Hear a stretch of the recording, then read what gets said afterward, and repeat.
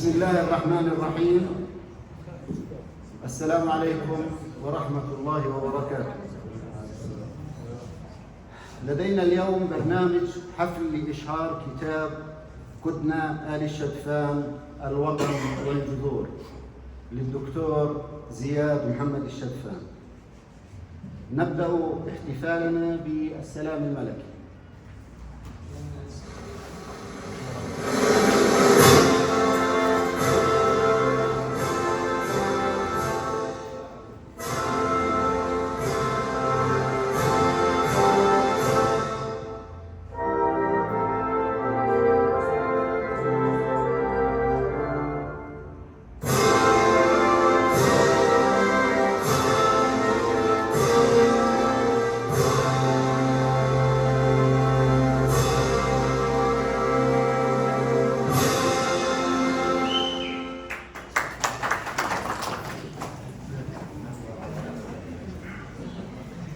نستهل حفلنا بقراءة آية من الذكر الحكيم يقرأها ويتلوها علينا عبد الفتاح الشدفان، فليتفضل.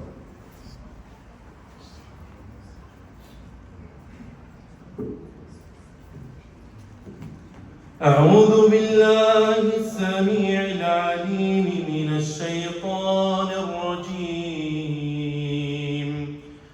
بسم الله الرحمن الرحيم. الرحمن علم القرآن خلق الإنسان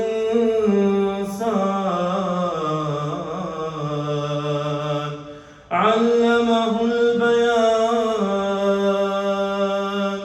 الشمس والقمر بحسبان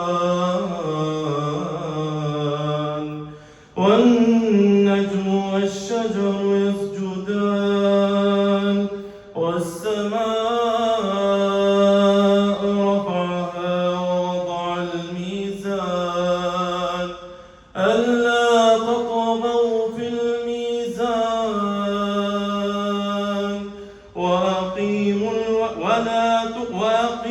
الوزن بالقسط ولا تخسروا الميزان والأرض وضعها للأنام فيها فاكهة والنخل ذات الأكمام والحب ذو العصف والريحان فبأي آلاء ربكما تكذبان. صدق الله العظيم.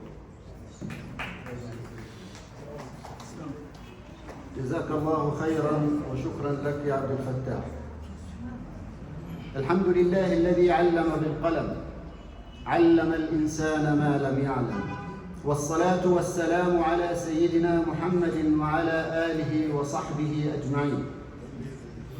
السيدات والسادة، أبناء العمومة، أبناء الشدفان، الحضور الكريم، أهلا وسهلا بكم جميعا في هذا اللقاء العائلي الاجتماعي المميز، حيث نجتمع اليوم على المحبة والكلمة الصادقة والمعرفة، لنحتفي بإشهار كتاب جديد يضاف إلى رصيد المعرفة والأدب، كتاب يوثق حكاية المكان والإنسان، ويجسد عمق الانتماء إلى الجذور والوطن، ويوثق تاريخ وأهمية قريتنا كدنا وأصالة آل الشدفان على ترابها وبين تلالها وشعابها.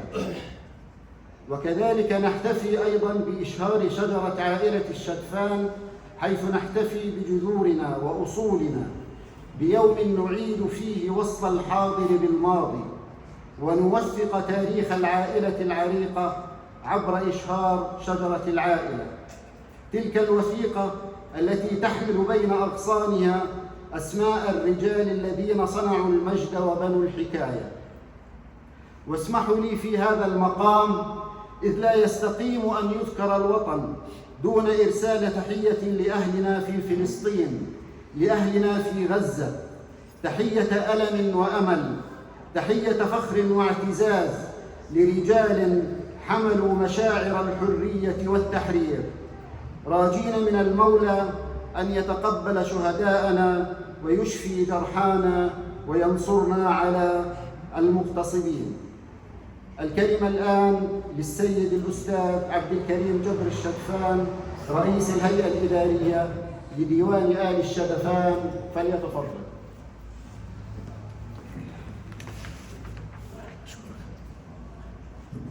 السلام عليكم ورحمة الله وبركاته.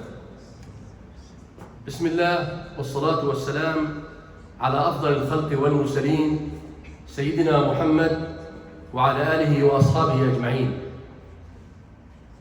أرحب بكم جميعا باسم الهيئة الإدارية لديوان الشدفان، وأنتم يا أهلي من ترتفع بكم الجباه إلى عنان السماء. أنتم عائلتي، عائلة الشدفان، كل باسمه، الترحيب لكل إنسان باسمه. أرحب بكم في بيتكم، بيت العائلة وحاضنة الجميع من أبنائها رجالا ونساء وشبابا وشابات.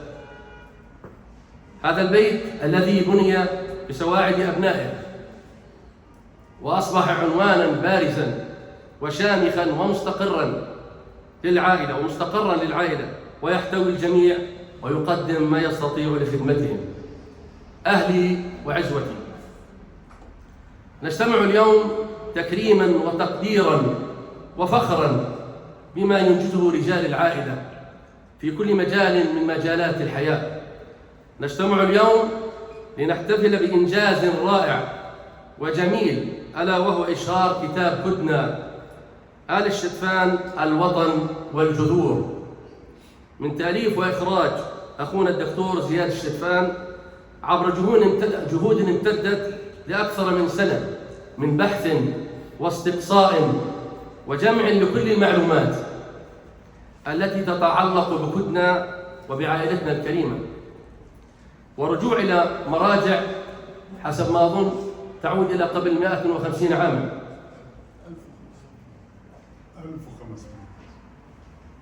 1500 سنة وأكثر، وحتى يخرج لنا بهذا الكتاب القيم. وتقديرا لهذا وله، فقد ارتأت الهيئة الإدارية للديوان وبالتوافق مع إخواننا في هيئة الوقف الذري أن يتم طباعة هذا الكتاب على نفقة الديوان ليكون مرجعا ليوزع على العائلة الكريمة مجانا. طبعا الهدف كل هذا الجهد الذي قام به الدكتور من جمع معلومات وتحضير لأكثر من سنة، وهذا يختص في الديوان كما هي شجرة العيلة تختص في الديوان، والشعار يختص في الديوان، وهذا الكتاب يختص في الديوان، وحتى يوزع مجانا على كل فرد أو كل بيت من بيوت العائلة. فقد ارتأت هذه الهيئة الإدارية بالتنسيق مع الوقف الذري أنه تكون على نفقة هذا الديوان ليكون مرجعا ثابتا وواضحا لنا وللأجيال القادمة، وكذلك تقديرا لخدمة الدكتور زياد رئيسا للديوان لمدة امتدت ل14 عام، وقد قدم خدمات كثيرة للديوان والعائلة في تلك الفترة. وكذلك نقدر المهندس إبراهيم الشدفان بذله للجهد الكبير في تحديد شجرة العائلة وتصميمها بالشكل الذي ترونه. بعدين الشباب بس استريحوا خلي الناس تشوفها. طبعا راح السيد إبراهيم راح يضرب على التلفزيون كل أمور ما يختص بالشجرة وتصميمها بالشكل الذي ترونه أمامكم، وبالتعاون مع السيد عدنان الشدفان الذي قام بطباعتها لمرتين، في مرة كانت صغيرة والمرة اليوم ركبناها بهذا الحجم. إخواني، أود أن يعلم الجميع أن الهيئة الإدارية للديوان تدعم كل أبنائها وكل إبداعاتهم التي تثري وتزيد من ارتباط العائلة بجذورها، ولديها الاستعداد التام للتعاون مع الجميع في أي فكرة تعزز وترسخ أي نشاط يتعلق بالعائلة. أعود وأشكر الجميع على حضوركم وتشريفكم لنا، ولا يفوتني في هذا المقام إلا أن أشكر الأخ زهير الشدفان رئيس وأعضاء اللجنة الثقافية على جهودهم لتنظيم هذا الحفل الكريم. والسلام عليكم ورحمة الله وبركاته.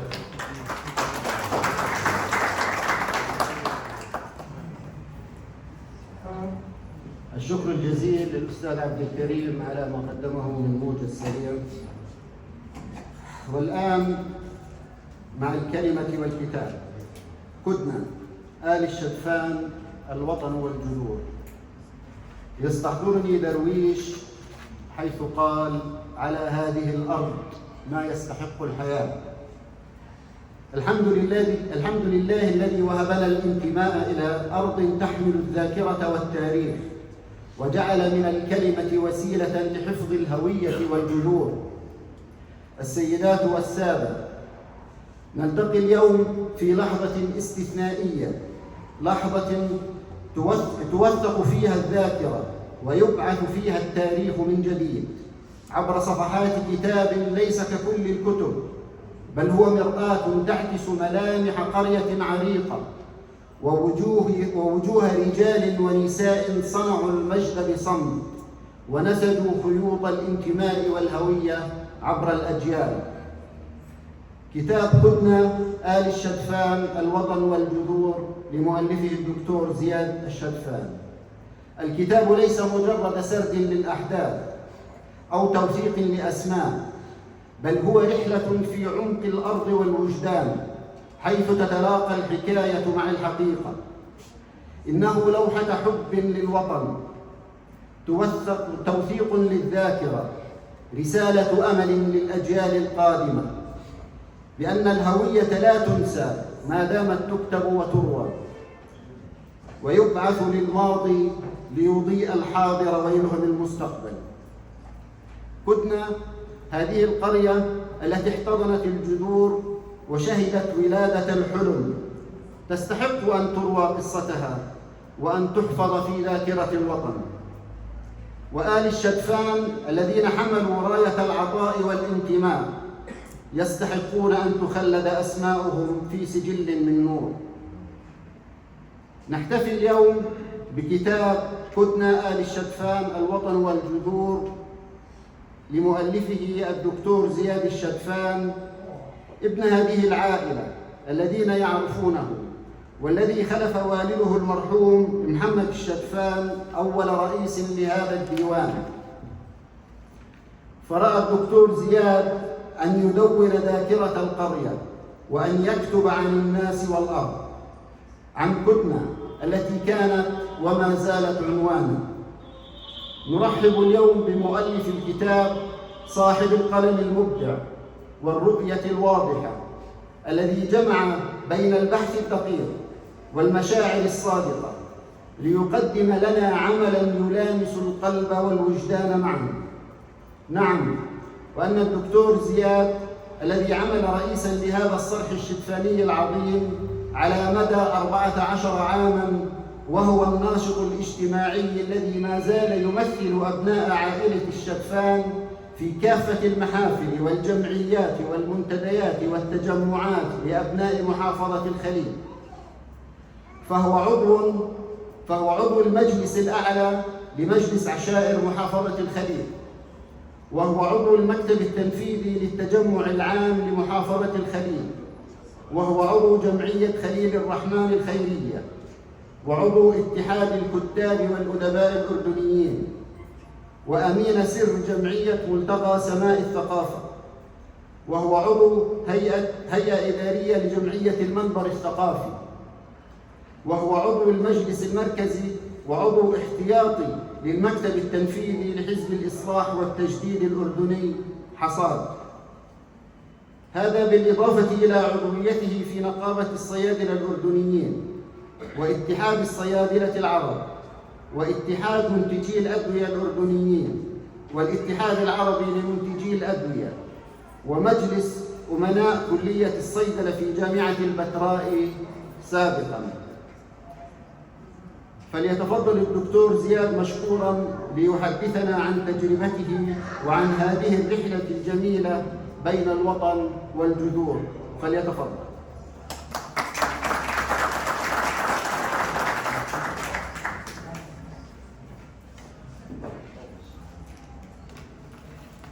بسم الله الرحمن الرحيم. الشكر أولاً لأبناء العمومة عزوتي وأهلي وأقاربي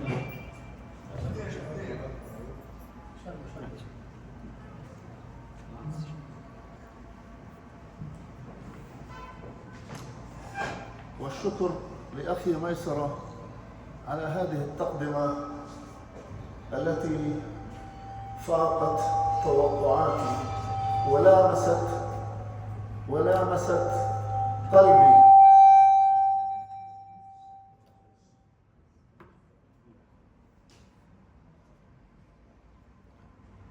والشكر لأعضاء رئيس وأعضاء هيئة الوقف الدري ورئيس وأعضاء الهيئة الإدارية ولجان الديوان المختلفة الذين أشرفوا على هذا الحفل. الحمد لله الذي ألهم ووفق، والصلاة رهيب. بدك تقلب لي؟ نعم. قلت لي بدك تقلب لأنه المشاهد منيحة. والصلاة والسلام على سيد الخلق سيدنا محمد وعلى آله وصحبه أجمعين. أحبتي أبناء عائلتي، السلام عليكم ورحمة الله وبركاته.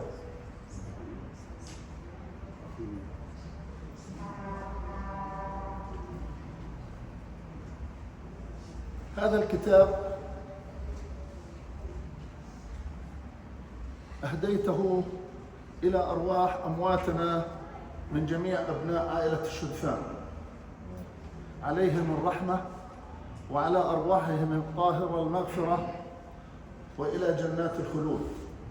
وأدعوكم وأنتم جلوس أن نقرأ الفاتحة على أرواح أمواتنا من آل الشدفان وشهداءنا في غزة وشهداءنا في فلسطين وكافة أموات المسلمين.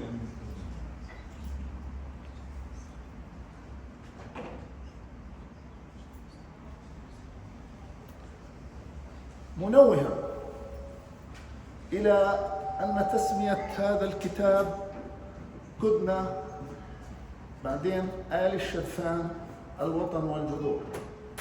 آل الشدفان كدنا الوطن وهو الوطن الأصلي، وجذور آل الشدفان من كدنا، وأصحاب كدنا هم آل الشدفان وحدهم. هذا يعني من صدور الأحبة الذين أعطوني هذه المعلومات.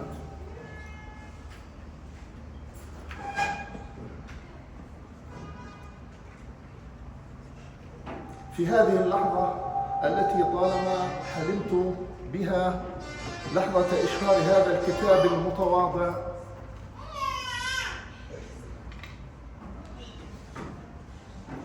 عن قريتنا الغالية الحبيبة كدنا، أجد نفسي مدفوعاً أولاً لأتوجه إليكم أنتم أهلي وسندي بكلمات شكر واعتزاز لا تكفيها العبارات ولا توفيها الصفحات. لقد كانت عائلة الشدفان هي الحاضنة الأولى لفكرة هذا الكتاب والداعم الأول لكل خطوة، والذاكرة الحية التي استندت إليها، وأنا أنقب بين تفاصيل الماضي وأبحث في حكايات الأهل، وأوثق ما بقي من تراث الآباء والأجداد. أنتم كنز هذا الكتاب الحقيقي وملهموه وروحه النابضة. لم يكن هذا العمل مجرد جهد بحثي أو توثيقي، بل كان رسالة حب ووفاء لكل بيت ولكل وجه عرفناه في طفولتنا، ولكل حجر مهدما لا زال في أزقة القرية وساحاتها.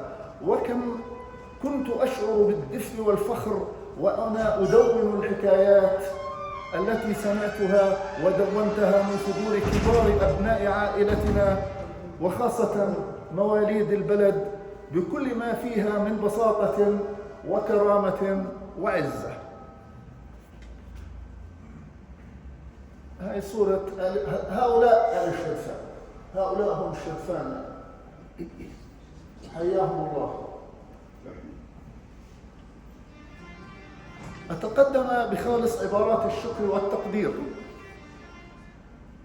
إلى كل من قدم لي معلومة أو حدث أو واقعة أو صورة أو ساهم بأي شكل في إصدار هذا الكتاب، وأخص بالذكر من كان لهم مساهمات مباشرة وجهود مباركة في إنجاح وصدور هذا الكتاب.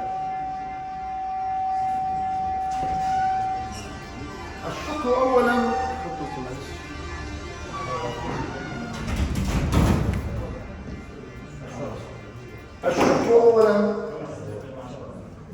لديواننا ديوان آل الشدفان وكافة القائمين عليه، ممثلا برئيس وأعضاء هيئة الوقف الذري، رئيس وأعضاء الهيئة الإدارية، رئيس وأعضاء الهيئة العامة، وكافة اللجان المنبثقة عنها. والشكر موصول لأبناء العمومة الإخوة، وأرجو ترتيب الأسماء هنا جاء وفق ترتيب العمر وفق الأكبر سنا: السيد سالم عبد الفتاح الشدفان، الأستاذ الحاج محمد جبر ثلجي الشدفان، السيد إبراهيم عبد الفتاح مصلح الشدفان، المرحوم رجب يوسف مصلح الشدفان، المرحوم أحمد حسن مصلح الشدفان، والمهندس سعيد نمر عبد الجبار الشدفان. وها هم آل الشدفان.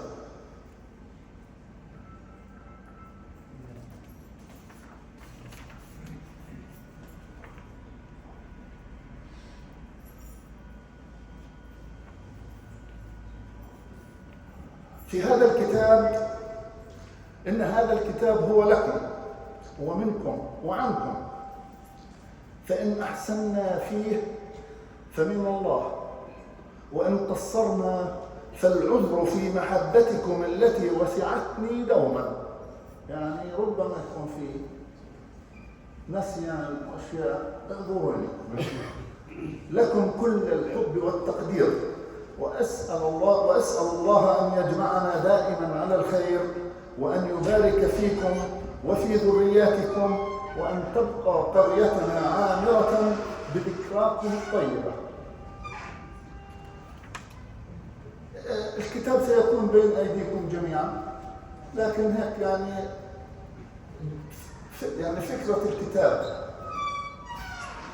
يتناول هذا الكتاب الجذور التاريخية والاجتماعية لقرية كدنة الواقعة في محافظة الخليل جنوب فلسطين، مركزا بشكل خاص على عائلة الشدفان، إحدى العائلات البارزة في القرية، ومن حيث أصولها، هجرتها، استقرارها في مختلف مناطق فلسطين وخارجها. وكما تعلمون موقع القرية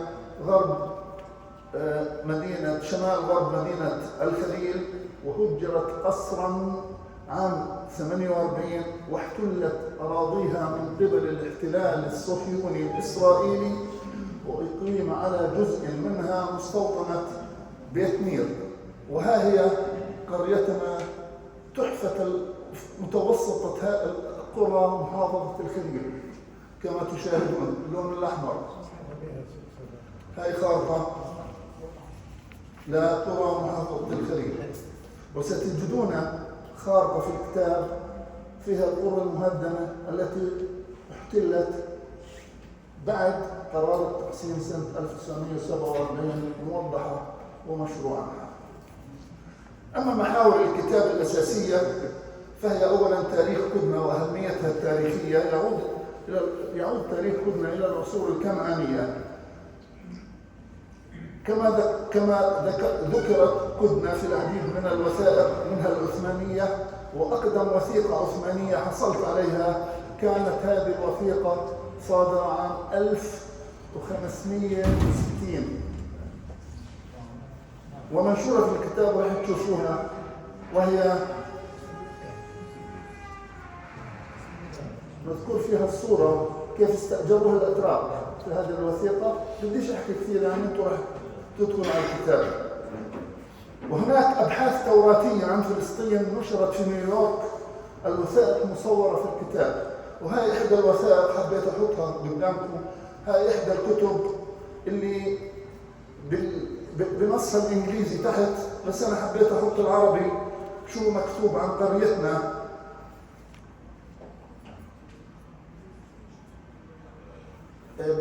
مكتوب عن بقايا حصن يبلغ طوله حوالي 90 قدم وعرضه 35 قدم، ويبدو أنه كان عمل صليبي. وفوق نافذة البرج يوجد حجر عتب يبلغ طوله حوالي 4 أقدام وعرضه 1 قدم و9 بوصات. يوجد عليه دائرتان بهما أنماط هندسية في الداخل، والبناء متوسط الحجم وتحيط الكهوف والصهاريج والأساسات بالمنازل الحديثة. هاي الصفحة رقم 288 من هذا الكتاب الموجود في مكتبة الكونغرس في الولايات المتحدة الأمريكية. وهناك 3 أو 4 مراجع أخرى بكتب أيضا مصورة وما كتبوا عن قدنا. وهناك بعض الرحالة اللي منهم يوسف الدمشقي اللي اجى على قدنا بال1800 وكتب مشاهداته، وهو دخلها بالخطأ يعني.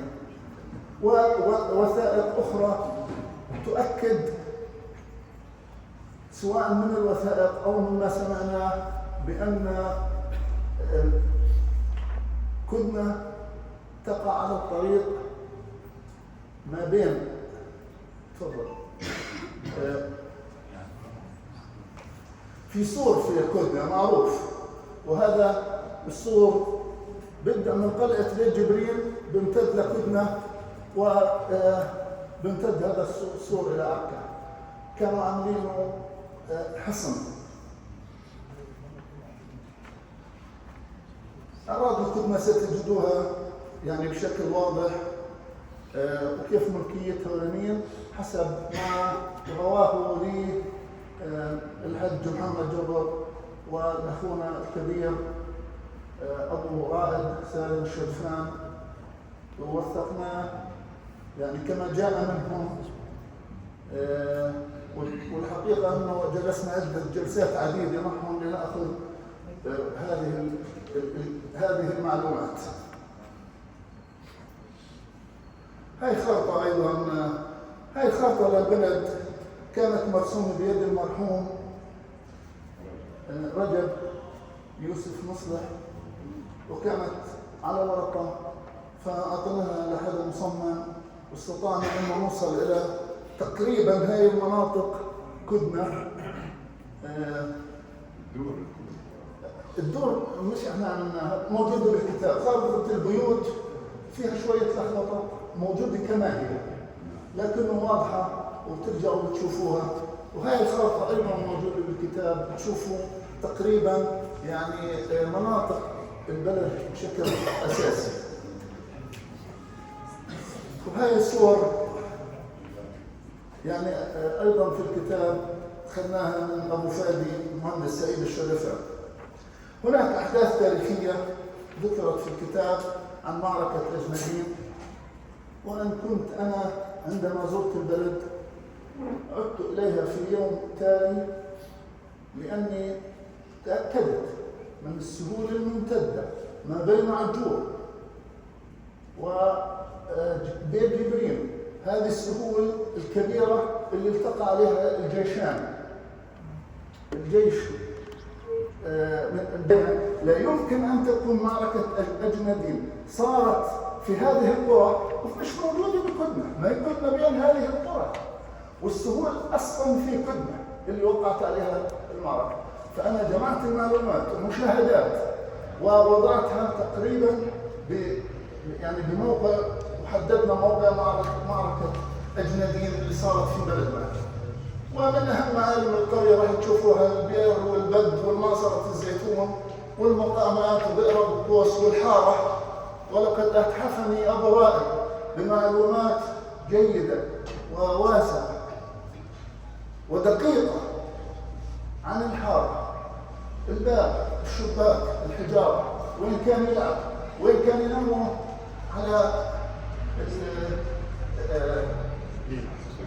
على السلسلة تبع الحارة اللي موجودة عرضها كذا متر وعشرين. وموجود أيضا معلومات عن هذه الحارة، حارة الشرفان. أيضا يعني كتبنا عن حمائل القرية قليلا، وهون ركزنا شوي على عادات أهل كدنة، تقاليدهم، بعض الأدوات اللي كانوا يستعملوها، وبعض الصور في الكتاب عن عاداتهم وتقاليدهم والأدوات التي استعملت في كدنة.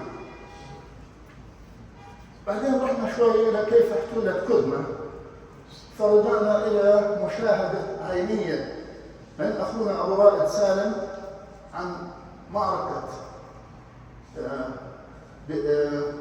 قرية موسى وكيف حدثت، وجمعت المعلومات اللي أخذتها من هون مع وثائق أخرى، وأخذنا يعني تفصيل تقريبا كيف تم احتلال 14 إلى 16 قرية هنا اللي احتلوهم بعد قرار التقسيم. وحطينا خارطة لهذه القرى، و يعني معلومات جميلة يعني راح تشوفوها، بالإضافة إلى جيش الإنقاذ اللي كان الرئيس جمال عبد الناصر موجود في كدنة ونام 4 ليالي، هو وكمان 3 من المصريين.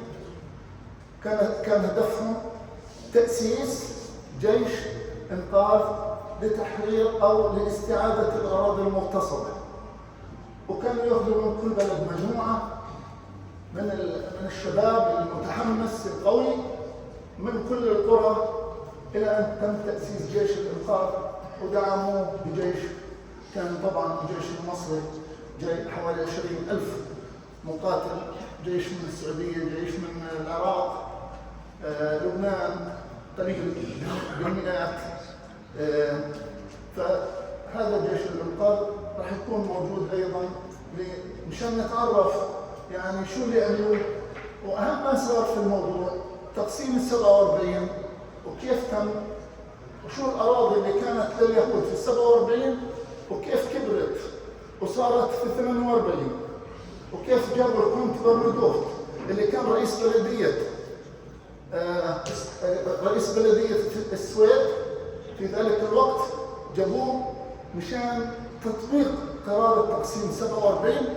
خلال أقل من شهر تم اغتياله، قتل لأنه هو كان عنده 67% من الأرض للعرب والباقي لليهود. قتلوه وعكسوا الآية، أعطونا 30 تقريبا وأخذوا 70. هذا تم ب 48. يعني أيضا هاي معلومات موجودة إن شاء الله حضراتكم بتشوفوها.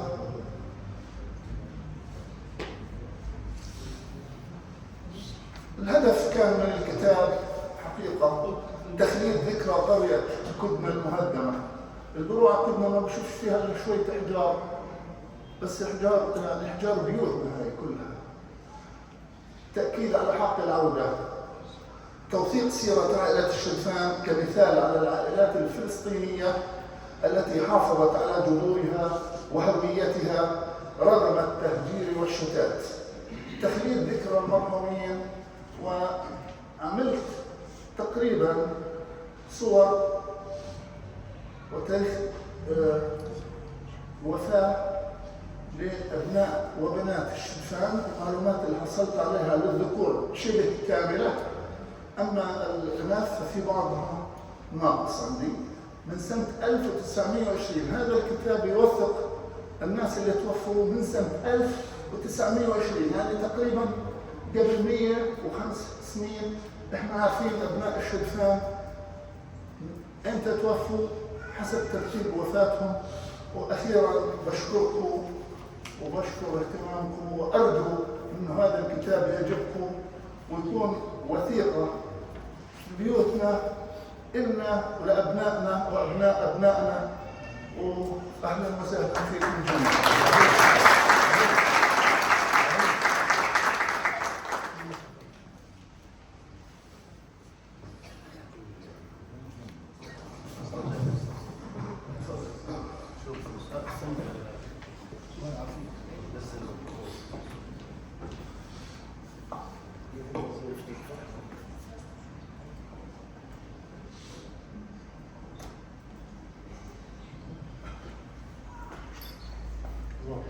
باسم الحضور الكرام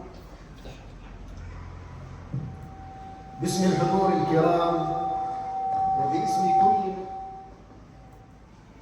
الحضور الكرام وباسم كل من يعتز بالجذور وينتمي للأرض والهوية، نتقدم بخالص الشكر والامتنان للدكتور زياد صاحب العمل المميز وراوي سيرة المكان والإنسان في كتابه كنا آل الشدفان الوطن والجذور.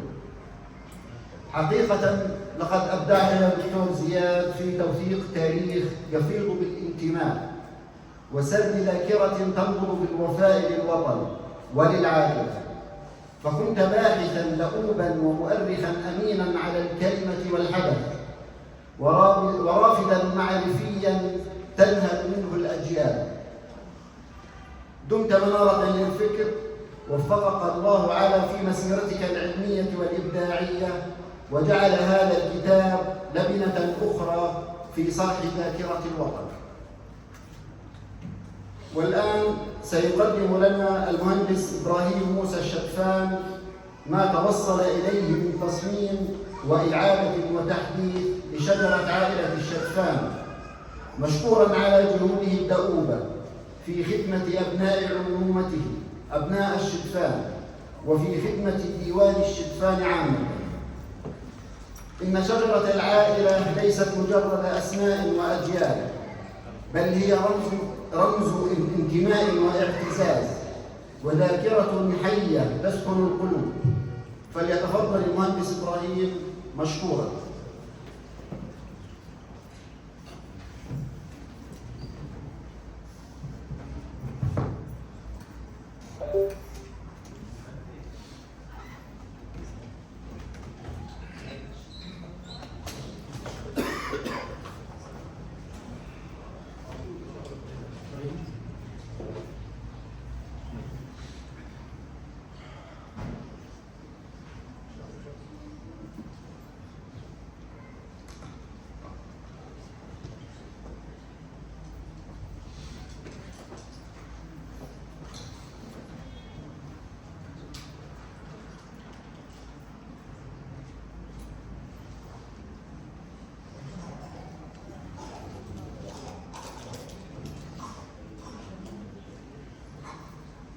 بسم الله الرحمن الرحيم.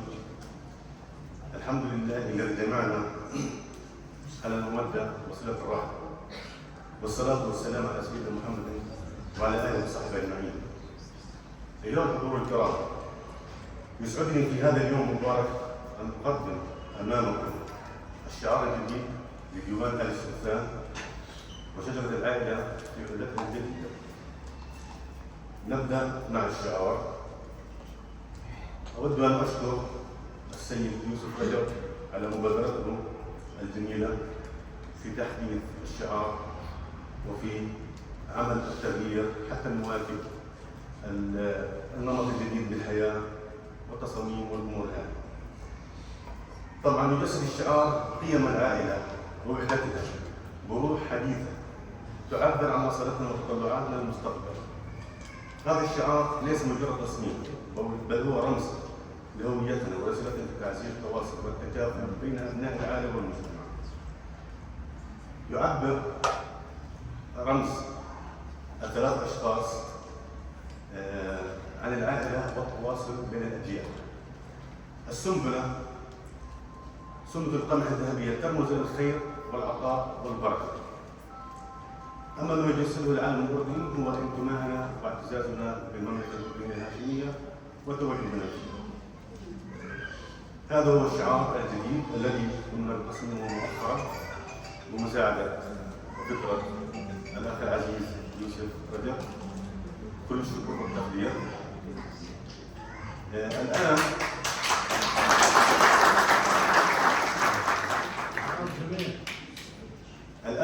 لدينا شجرة العائلة. وبعد تقديم الشعار يسعدنا أيضا نقدم لكم شجرة العائلة في حلولها الجديدة التي توثق جذورنا الممتدة عبر الأجيال وتبرز روابط القرابة على تجمعنا تحت اسم واحد هو آل الشتفان. نسأل الله أن يكون هذا العمل خطوة نحو مزيد من الترابط والمحبة بين أبناء العائلة وعنوان رحلتنا الدائمة إن شاء الله. طبعا الآن أنا محضر بعض الأشياء الخاصة بالشجرة عبارة عن أرقام، والأرقام عادة لما يكون عندك أرقام وبيانات بتحول البيانات لمعلومات بصير لها صدى، بصير لها معنى. أما البيانات أتركها زي ما هي ما لهاش معنى، مع شوية يعني تحاليل تلاعب بشوية أرقام طريقة جميلة تعطينا رؤية ونظرة. طبعا احنا في عام 2018 كنا يا اخوان عددنا 521 رجل او ذكر في آل الشتفان. عندنا العائلة تنقسم، لكن لا تنقسم عندنا شقين او غصنين. الغصن الرئيسي او غصن الرئيسيين رزق وسالم. سالم 203 ذكور، رزق 317. ينبثق من سالم الابناء صالح ومصلح. صالح 55 ومصلح 147. هنا محمد وثلجي، ثلجي 218 ومحمد 98. مجموعهم الابناء والاجداد 521 شخص. طبعا الان صار في تحديث في 2025. طبعا اشكر الدكتور ابو طارق ساعدنا في جمع الاسماء. يعني العام الماضي احنا بدانا العام الماضي 2024 كنت انا خارج البلاد وطارق كفل باب الموضوع. والشكر للسيد ابو الليث عبد الكريم سلطان فساعدنا بهذا الامر حتى وصلنا لهذه الشجره وهذه الارقام والمعلومات. لدينا من 25 صالح كان 55 صار 61. مصلح 147 كان صرنا 164. محمد 118. ثلج 238. سالم مجموع اللون الاخضر يعني نحكي 226. ولرزق 357. مجموع الان 583 شخص. هذا بنحكي على الزياده. النسب من اجت؟ اجى 10 او 11% تقريبا من فتره صالح هنحكي. 11.5 من مصلح. محمد اللي هم اهل الضفه غالبا 20.4. ثلجي 10%. يعني مجموع سالم كان 203 صرنا 226 11.3. ورزق 317 صرنا 357 12.6. الزياده العامه على اسم العائله او على 11.9 12% نسبه زياده او تناسل في عائله الشتفان. 7 سنين 7 سنين 3 سنوات. طبعا في عندنا وفيات من الشقين. الارقام يعني مذهله 33 من جهه سالم و44 من جهه رزق. عندنا المواليد خلال ال7 سنوات عندنا 23 من جهه سالم و44 من جهه رزق. يعني عندنا 63 شخص زادت العائله الشتفان بين 2018 و 2025. وهي نسبه انا بدي احكي شوي زياده عن نسب اللاعب بيننا. في سؤال؟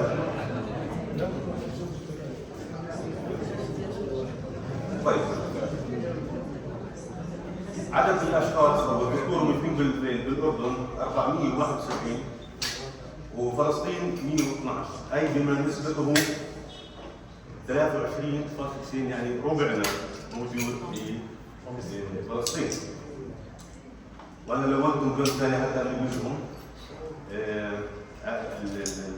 الاشخاص الموجودين في فلسطين. تحليل نمو العائله. في ارقام عندنا هون ممكن نشاركها مع بعض. حكينا في 2018 كان 521 25 583 الزياده الكليه زائد 63. نسبه النمو الكلي حكينا 11.9 خلال 7 سنوات. اما في شيء اسمه بالتحاليل معدل النمو السنوي المركب اللي هو بالانجليزي بيسموه كومباوند انوال جروث ريت، اللي هو في نسبته 1.61%. هذه النسبه بيقيسوا فيها دائما لما يعملوا نسبه طبيعيه. لا النسب هاي بيحكوها دائما لما يعملوا حصر النفوس زي ما بيسموها او عمل حصر لتعداد السكان والنمو هاي، فبيطلعوا نسبه النمو المركب.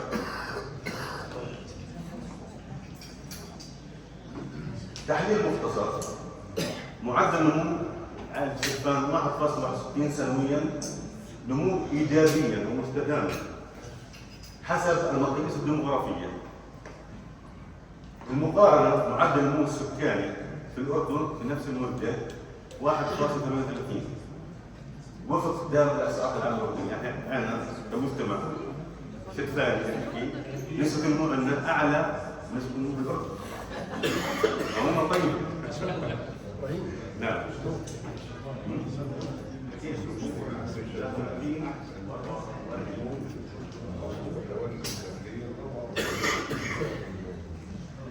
طيب بذلك نمو العائلة يسير بخطى متوازنة مع نمو المملكة، مما يدل على حيوية واستمرارية جيدة داخل العائلة. هذا النوع من النمو يعتبر مؤشرا صحيا ديموغرافيا، خاصة إذا ترافق مع زيادة التعليم، الترابط الأسري والمشاركة المجتمعية. يعني بالخلاصة نمو أمور طيبة أمور بديهية الحمد لله. يعني مقارنة مع الأرقام اللي شفناها وخاصة الأردن مثلا، إحنا على المسار الصحيح، إحنا على الخطى الصحيحة بفضل الله. ندعو الله سبحانه وتعالى أن يديم علينا الصحة والعافية جميعا ذكورهم وإناثا، وأن يديم الله بالصبر إن شاء الله. شكرا جزيلا على حسن استماعكم، وأن يكون استمتعتم بهذه الأرقام وهذه الأسئلة.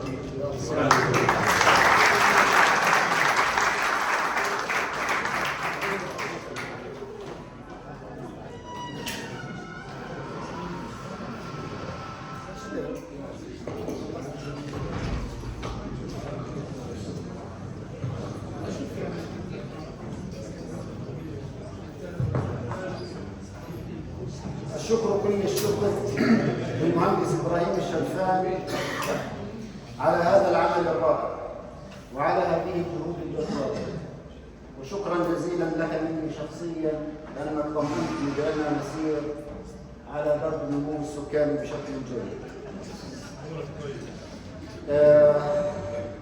ولا يسعنا إلا أن نتقدم جميعا باسمكم وجميعا إلى ابن الشرفان المهندس عدنان الشرفان الذي بذل جهود مباركة في طبع صورة هذه الشجرة. وننوه بأن المهندس عدنان هو الذي طبع كتاب كتنا الوطن والجذور في مطبعته، وهذا الكتاب طبع على حساب الديوان. شكرا لكم جميعا، شكرا على وقتكم وشكرا على جهودكم. والآن إلى فقرة التكريم.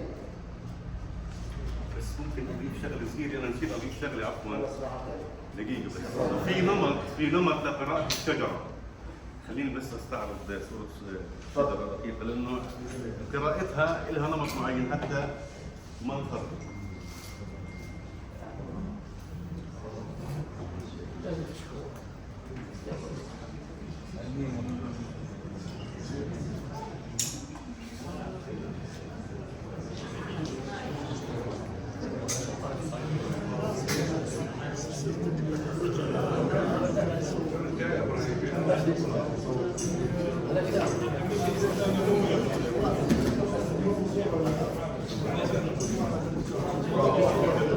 هذا الابن اللي بعده، بعدين تقرأ الشجرة من اليمين إلى اليسار، الأكبر فالأصغر فالأصغر فالأصغر. إذا لف الغصن الحبات الأسماء على الجهة الثانية، بالتالي بكون نفس الطريقة، بمشي من الكبير للصغير، هيك عشان نميز مين الكبير ومين الصغير بالعيلة. النمط كل الشجرة رسمت بهذا النمط، من يمين الابن الأكبر بمشي، إذا خلصت لفيت على الجهة الثانية بيبدأ الأصغر الأصغر فالأصغر، فالنمط من اليمين لليسار، من الكبير للصغير. سامحوني نسيت أحكي المعلومة هاي. سامحوني. شكرا جزيلا.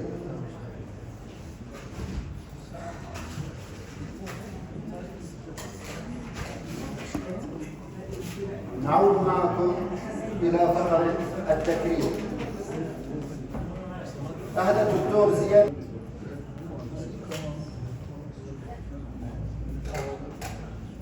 يكرم الدكتور آل الشدفان ديوان آل الشدفان ممثلا بهيئته هيئة الوقف الذري.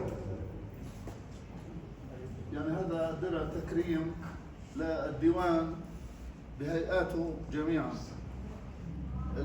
هيئة الوقف الذري، الهيئة الإدارية والهيئة الإدارية العامة والهيئة العامة، تكريما واحتراما وتقديرا مني لهذا الديوان الذي كان دعما كبيرا لي في طباعة هذا الكتاب، ليكون هذا الكتاب في كل بيت من بيوتنا. فتفضل استلموا رئيس الديوان.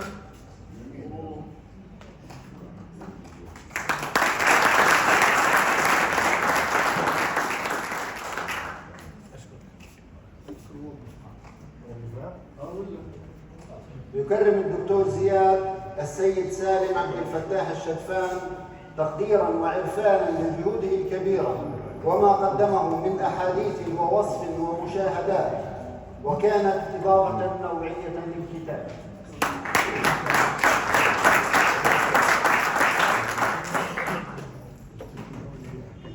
طبعا كلمتين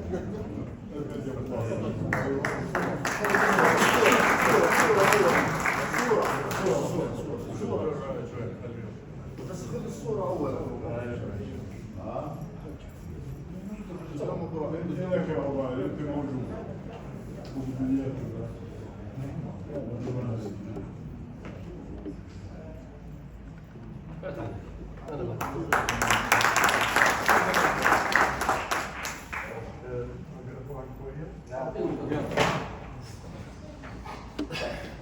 بسم الله الرحمن الرحيم، والصلاة والسلام على رسول الله صلى الله عليه وسلم. أولا أنا برحب بكل أهالي الشدفان، ولكن لمعلومات قديمة من 90 سنة فعلا هم حطوا فيما الكفاية بمواصفة عائلة الشدفان، ولكن كان القليل.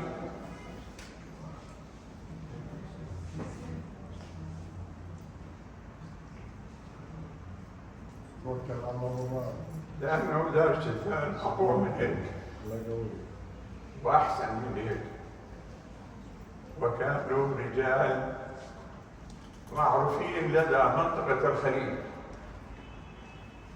بحيث أعطيكم مثل عربي بسيط طيب، إنه لما كان الضيف يروح على القرى يشحت أو يسرق، إلا عائلة الشدفان في كدنا ما كان يسرق، وهذا شهادة من عدة نسات أسمعها لغاية اليوم في منطقة الخليج. من إيش؟ من كرم الشدفان. كانت الشدفان أقلة، ولكن فعلهم فعلا كانوا أقوياء. عائلة الشدفان بالنسبة للعائلات الأخرى كانت قليلة، مفيش فيهم. احنا بدينا يمكن في حوالي 12 بني آدم اللي أنا بعرفهم طبعا، ولكن كان فعلنا كثير، أراضينا كانت كثيرة، غنمنا كانت كثيرة، كل شيء ما يتطلب الإنسان في كدنا كان موجود عندنا، من فلاحين، من خدم، من حراتين، من درسين، من أي شيء الإنسان يحتاج في حياته. كانت التسيرة وكانت القدر للشتفان معروف في منطقة الخليج كلها. أنا ما بديش أطول على مواصفات الخليج والشتفان، لا، ولكن أنا بدي أقدم الشكر الجزيل لكل بني آدم وضع فلس واحد في داخل هذا الصرح الفظيع.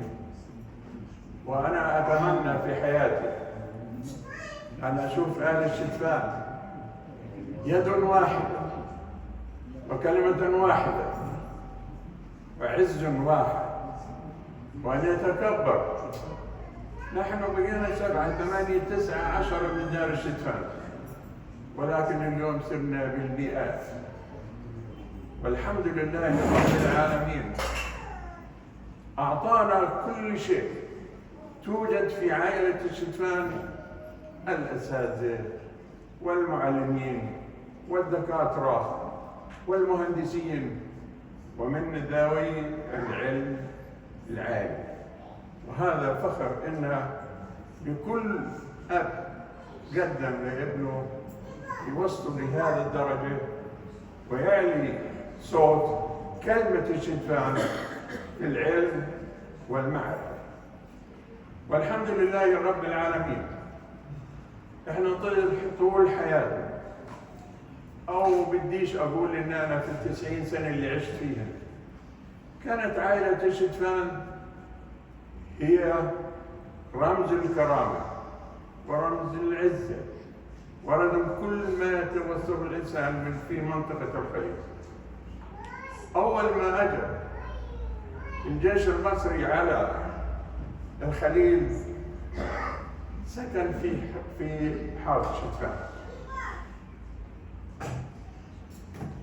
كان المصريين فعلا يعني لهم أثر فعال في دار الشتفان بالذات، لأسباب أنه أعتقد قامت معركة بسيطة بين أهل الشتفان وفديل الذبان وعجور والعراق المنشية وبيت جبرين ودير النحاس، معركة على قرية خربة موسى اليهودية.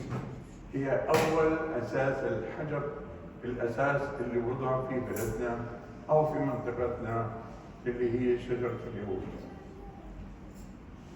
ليكن في الغربة برضو كما دار الشتفان ظلوا متماسكين مع بعض، وهذا فضل من الله سبحانه وتعالى.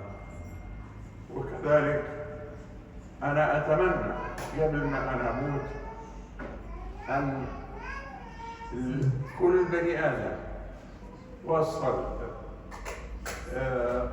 من العلم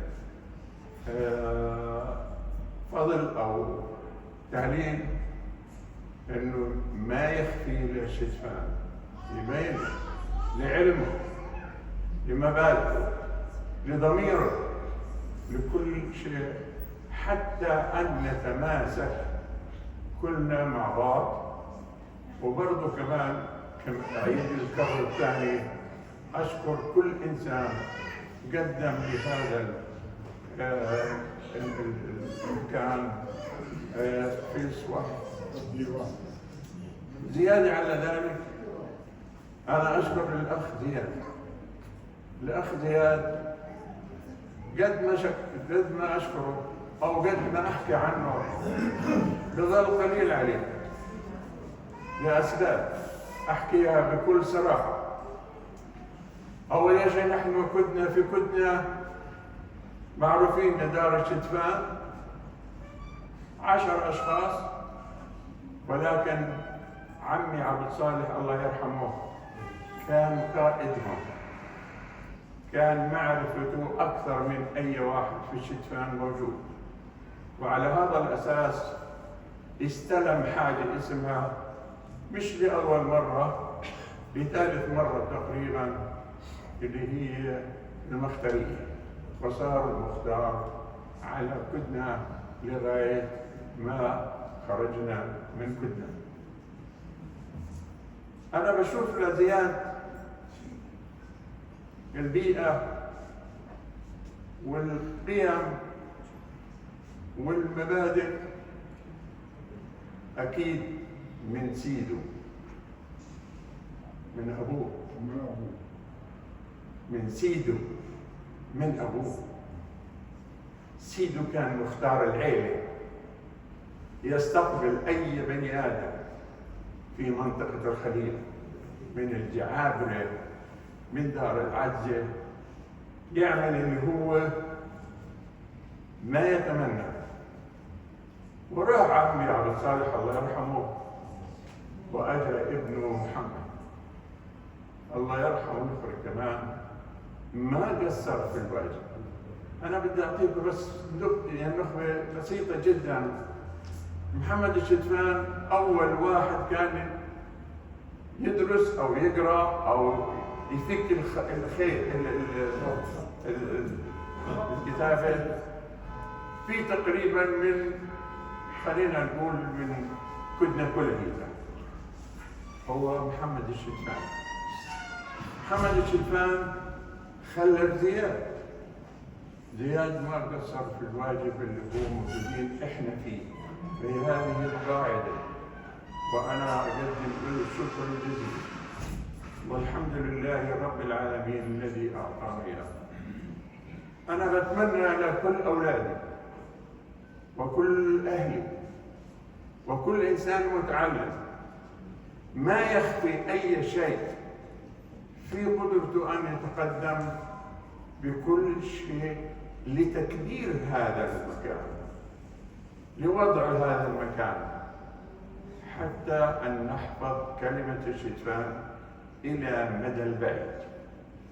هذا اللي أنا بتمناه، أن نكون يد واحدة، نساء ورجال وأطفال ومتعلمين مهما كان. احنا في عندنا دكاترة ما يكفينا، احنا في عندنا معلمين ما يكفينا، احنا في عندنا طلبة العلم. صارت إن الشتفان أساس الحياة في هذا الوطن. وعلى هذا الأساس قد ما أحكي وقد ما أقول عن أهل الشتفان إحنا بقينا كريمين، وبرضه كمان نظل إحنا كريمين ومتوافقين مع بعض، وإحنا نشد إيدينا بإيدين بعضينا ونكبر هذا. ليش؟ لأنه إحنا اليوم 100 واحد أو 200 واحد أو 300 واحد، بس بكرة نصير 2000 و3000. ما بدنا إحنا نخسر حتى أولادنا وأولاد أولادنا أن يجوا يقول شكرا يا زياد، شكرا يا زياد، شكرا على الرضا.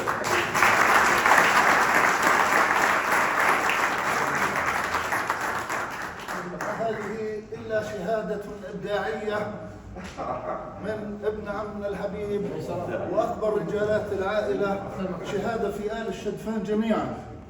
أشكرك كل الشكر على كل ما تقدمت به، وعلى هذه الشهادة التي ستبقى ذكرى خالدة لأبناء الشتفان. وشكرا لك على ما قدمت. الشكر الجزيل للعم سالم على هذه الكلمات الدافئة التي حقيقة يعني من الواضح أنها تنبع من القلب. والشكر الجزيل أيضا لتوصية العم سالم على الترابط وعلى مواصلة الحب لهذه العائلة، لأنه أوجز بشيء بسيط بأن الامتداد والحب والبقاء ما هو إلا جيل جيل موجود ليس فقط في عائلة الشدفان، بل هو جيل موروث عن الشعب الفلسطيني كله. نرجو من الجميع تحية العنسة.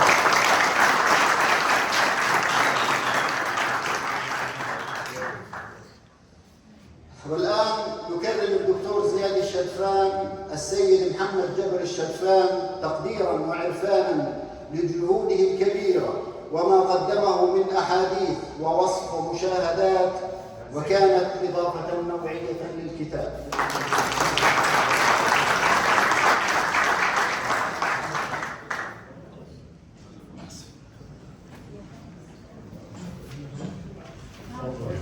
يكرم الدكتور زياد المرحوم رجب يوسف الشدفان مندوبا عنه يوسف رجب الشدفان.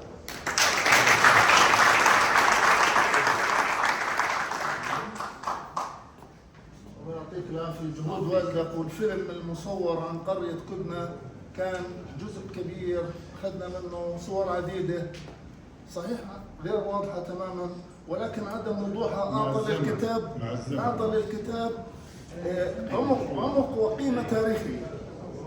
شكرا. يكرم الدكتور زياد السيد إبراهيم عبد الفتاح الشدفان تقديرا له ولجهوده الكبيرة وما قدمه من أحاديث ووصف ومشاهدات.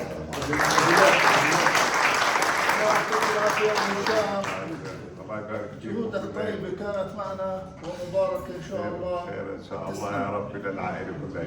تسلم.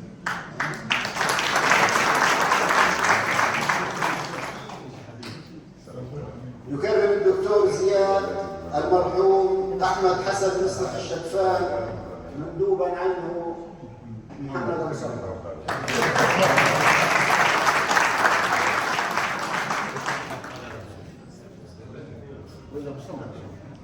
رحمة الله على والدك واللي كان رئيس لهذا الصرح وعميد لهذه العائلة ومستشار ومرجع، ونكون له كل احترام وتقدير، وما هذا إلا تقدير لذكراه في أنفسنا.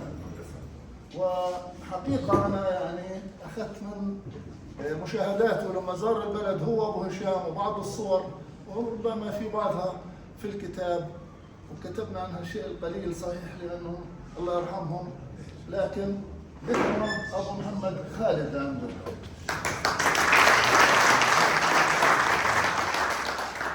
يكرم الدكتور زياد الشدفان المهندس سعيد نمر الشدفان تقديرا له ولجهوده الكبيرة وما قدمه من أحاديث.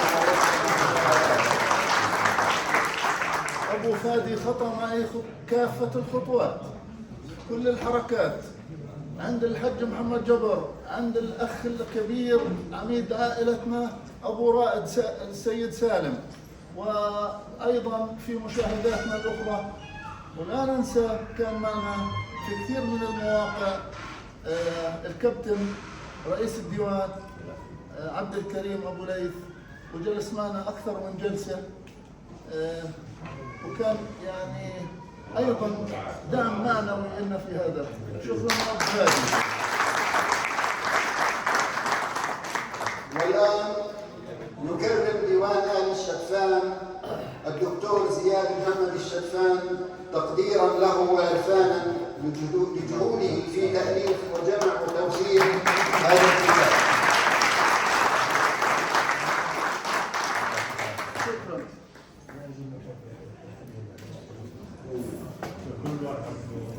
الشكر الموصول لكم جميعا.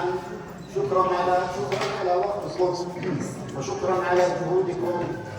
والآن سيتم توزيع الكتاب على عائلات الشدفان. شكرا لكم جميعا.